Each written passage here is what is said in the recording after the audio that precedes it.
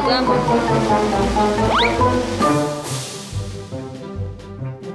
Laga mo.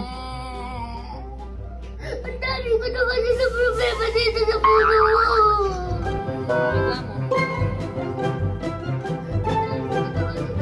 Laga mo. Ano to? Ready ba yung puso ko? Ano? Ready ba yung puso ko?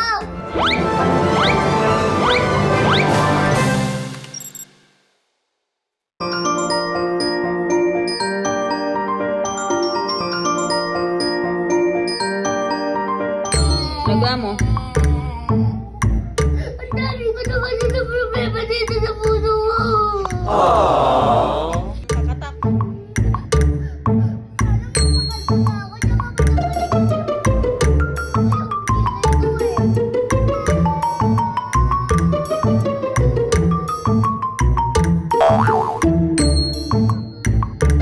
Nakasanayan na lang namin na kapag tapos na siyang gumawa ng mga homeworks niya is nagta-tracing pad talaga kami para masanay lang siya. Hindi naman biglaan, everyday, isa-isang letter lang. Ano to? Ready ba yung puso ko?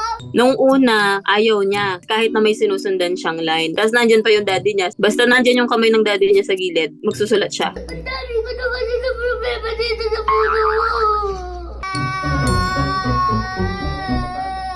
Ano kasi yung kamay Hindi. nila? Yun ang hindi rin namin alam. Baka sabi niya na iiyak siya, ganon. Nung time siguro na yun, kung ano na lang yung masabi niya, sinasabi na lang niya para lang maiwasan niyang magsulat ng letter B. May mga part kasi doon na meron guhit, may mga part na hindi, na kailangan ikaw na talaga yung magsusulat ng. Doon siya nahirapan doon sa mga part na yun. Kahit ano na lang masabi niya, maiwasan niya lang magsulat ng letter B, sinasabi na niya. Dapat mag-i-aas niya ako eh.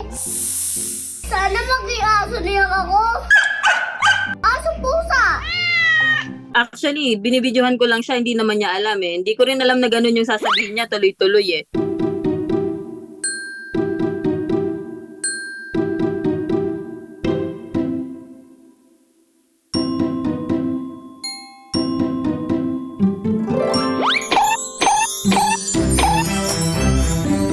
Mahilig kasi talaga siyang manood ng mga video. Siguro minsan may napapanood din siya mga bata. Tsaka ano kasi siya, matandain. Halimbawa, pinanood niya ngayon, maya-maya alam niya na talagang gayahin. As in, memorize niya yung sasabihin niya. Ready ba yung puso ko? Napapagalitan din naman siya sa amin. Hindi kasi talaga kami mahigpit, pero may limit din naman minsan. Kasi ngayon, hindi lang sa bahay nakukuha yung knowledge, kundi yung impluensya ay nakukuha din sa mga social media, sa mga nagtitrending. Tsaka mga kabataan ngayon kasi iba din eh, no? They're more techy, meron mga aspeto na pwede silang maimpluensyahan. So, hindi lang sa bahay. But right now, it's more difficult eh, kasi wider na yung kalakihan, no? One of the challenges that we have right now is that ang taas ng impluensya ng social media. But always remember, ang ating responsibility is to be parents to our children.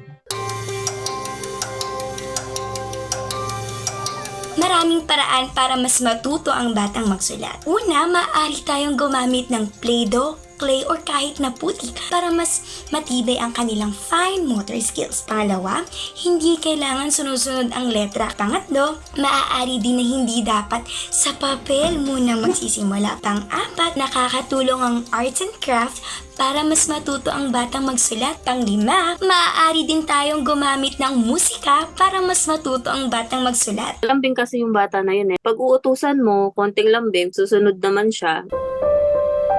Siyempre, mahal. Lahat naman to sa kanya, ganyan. Nag-work para din naman sa kanya. Para mabigay lahat ng gusto niya. Yung lang needs, ganun. Ang dami ko na kasi sa problema dito sa puso ko.